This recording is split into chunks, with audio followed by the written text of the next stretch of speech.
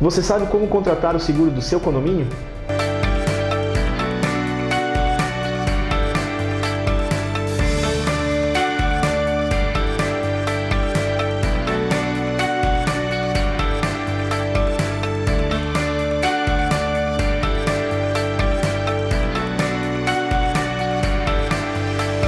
Olá!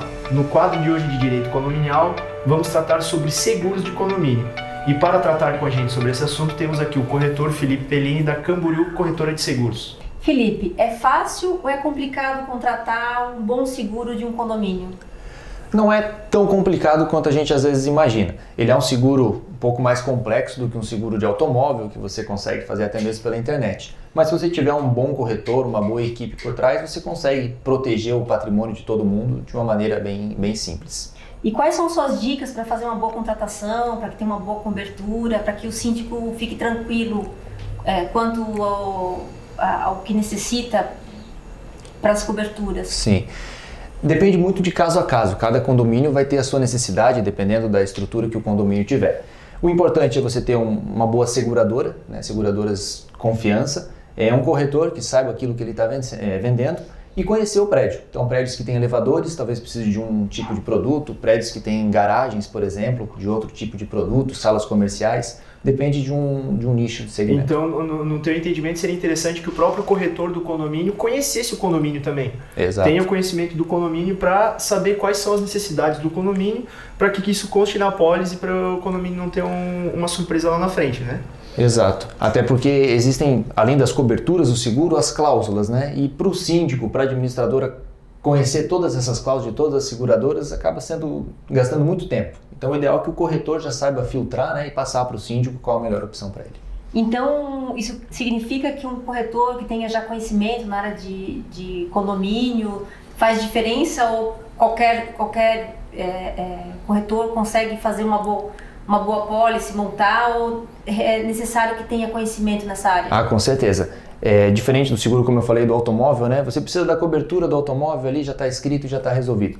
O condomínio, se você pegar talvez ali 2, 3 cotações, as coberturas são iguais, o valor lá embaixo talvez seja um pouco mais em conta, mas não quer dizer que seja a melhor opção. Talvez pode trazer algum prejuízo para o condomínio. Até porque temos também no condomínio questões particulares que envolvem convenção coletiva de funcionários, toda uma situação particular que há necessidade do condomínio também analisar essa situação para que esteja de acordo com as legislações trabalhistas também, para não sofrer uma surpresa amanhã depois acontecendo alguma coisa com o funcionário, né? Exato. Então, tocando nesse assunto da área de funcionário, questão trabalhista, o que tens a me dizer sobre a questão do seguro de vida da cobertura para funcionário? Os funcionários. Como é que funciona? Como é que o síndico tem que contratar?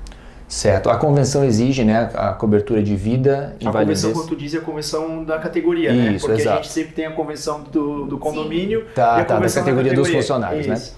né? Ele vai exigir a cobertura de morte, invalidez por acidente, invalidez por doença e agora uma cobertura relativamente nova, que é a invalidez laborativa. Invalidez laborativa é se eu sou registrado como faxineiro e eu desenvolvo um problema de saúde que eu não posso mais trabalhar como faxineiro, mas eu posso ser um secretário, posso ser um porteiro, mas a minha função eu não posso exercer. Isso é a invalidez laborativa. E isso agora é exigido pela convenção, né? Então, agora não, faz uns 2 anos já, né? Que é obrigado agora a gente a separar o seguro de vida dos funcionários. Antes vinha junto no seguro do condomínio, agora você precisa ter uma apólice para o prédio e uma apólice para o seguro de vida. São 2 seguros, então, que o condomínio tem que ficar atento. Ter o seguro do condomínio, que seriam das responsabilidade civil, área incêndio, comum, elétrico e tudo mais, e um outro seguro para a questão dos funcionários em específico. Exato. Isso é em todos os lugares ou é específico para a nossa região? Não, todos que é atendido pela convenção da categoria, né? Eu acho que é o estado de Santa Catarina inteiro. Certo. Então, aí nesse seguro de vida funcionário, é uma corretora à parte? Tem alguma especificação para passar para a gente? Ou... A grande maioria, a gente trabalha com várias seguradoras, né? Normalmente o seguro de vida que a gente tem encontrado esse produto completo e um preço acessível é a Porto Seguro. Então, às vezes a gente faz o seguro do prédio Allianz, Sul América, Tóquio Marine, mas o seguro de vida não acaba necessariamente é a mesma... Não é a mesma do prédio, né? Não necessariamente. Dificilmente é a mesma do prédio. Exato. Então, Felipe, e montando uma cobertura do condomínio, é meio padrão as coberturas que vocês montam ou como é que funciona essa questão? É o síndico que vem, pede valores, como é que funciona? As coberturas em si, elas seguem um padrão, né? O dano elétrico, vendaval, responsabilidade civil. O que pode alterar são um pouco os valores, até em função do tamanho do prédio, quantidade de elevadores, né? Isso vai alterando o valor de cada cobertura. A cobertura de incêndio é calculada em cima do número de apartamentos, número de andares, a área total do prédio, né? E em cima disso a gente vai montando danos elétricos, dependendo da quantidade de elevadores, a gente vai trabalhando a questão dos valores ali. Dos valores dos apólices. Exato, mas é de suma importância você ter uma cobertura de danos elétricos, porque é disparado o sinistro que mais acontece, pelo menos na nossa região. O que vem crescendo bastante é... Só uma pergunta, ali nos danos elétricos aí a gente coloca elevador, né? Que interfones, motor... as peças eletrônicos, eletrônicos do elevador, né? Bomba d'água também está no elétrico. Motor de portão. Às vezes a pessoa pensa, elétrico é só a eletricidade, mas aí é motor de portão, bomba d'água, câmeras de segurança, né? Os circuito de televisão, motor de elevador e dentre isso aí, outros, tudo né? que for componente eletrônico, né? Sim. Entra de uma queda de energia, entra nos danos elétricos, exato.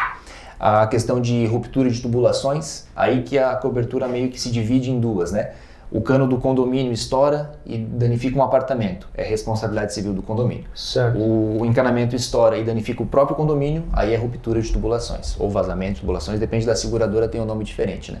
Mas é o mesmo evento, só que dependendo de quem ele afeta, são coberturas separadas na pólice. Certo.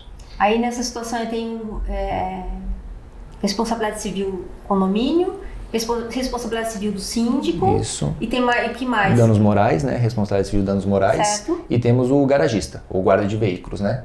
Cobre furtos de motos, bicicletas. E esse garagista não são todos as apólices que tem ou a grande maioria? Isso, ela é uma cobertura opcional. Tem prédios que, por exemplo, não tem garagem, não tem a necessidade de você contratar. Mas eu acredito que é uma cobertura interessante para o condomínio, se ele tem a garagem, né? Sim. É uma cobertura que protege ainda mais os condôminos do prédio. Certo. Então, falando no assunto de garagem, aí vamos falar agora de furto, que acontece muito na nossa região, que é o furto de bicicletas, por exemplo, né? Que no meu caso, meus condomínios, o que mais acontece disparado é a invasão, objetivando o furto da bicicleta. Aí como é que funciona essa cobertura? Ela cobre bicicleta, entre outros objetos que estão na garagem, patinete, scooter, aí veículo, não sei como é que funciona isso. Certo. Aí existe agora as particularidades de cada seguradora, né? O automóvel ele sempre vai estar coberto. No caso de furto e roubo total, no caso, né, não o parcial do veículo, as seguradoras têm a cobertura. Na mesma cobertura de garagista, algumas seguradoras elas cobrem motocicletas, patinetes, bicicletas, desde que eles estejam presos. Não presos um no outro, né? Mas sim um bicicletário, uma coluna. Fixo. Exato.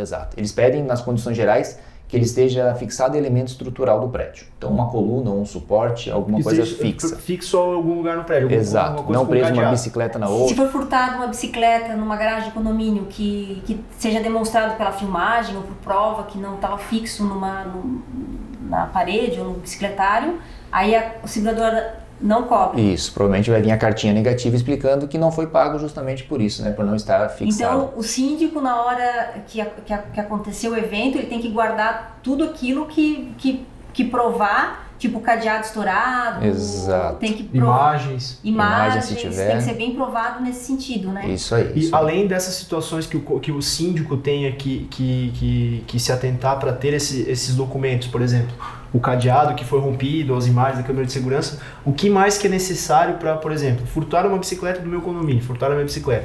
O que além desses documentos a gente precisa apresentar para tentar esse ressarcimento pela seguradora? Certo. Os documentos padrão de cada sinistro, né? Documento síndico, comprovante de endereço do prédio, coisas que normalmente a administradora já possui, e da bicicleta eles vão pedir uma comprovação de pré-existência. uma nota fiscal ou uma foto do condômino usando a bicicleta recentemente, até para caracterizar o modelo. Como hoje nós temos Certo. bicicletas de valor cada vez mais alto, né? Sem a nota fiscal, a seguradora provavelmente vai pagar o valor de uma bicicleta básica, né? Certo. Sem O os boletim de acessórios. ocorrência não é uma exigência, então. Eles pedem um boletim de ocorrência para caracterizar o horário, a data, Ah, sim. exatamente. Então, Felipe, então assim, questão envolvendo furto de condomínio. Vamos dar o exemplo da bicicleta, que é o mais comum aqui, né? A bicicleta estando num ponto fixo, cadeado, enfim, tendo esse ponto fixo rompido pela pessoa que furtou, a seguradora vai fazer o ressarcimento ao condomínio e a pessoa que foi vítima desse furto, então? Exato. Há o desconto da franquia, né? Como em qualquer outra cobertura, é descontado o valor da franquia.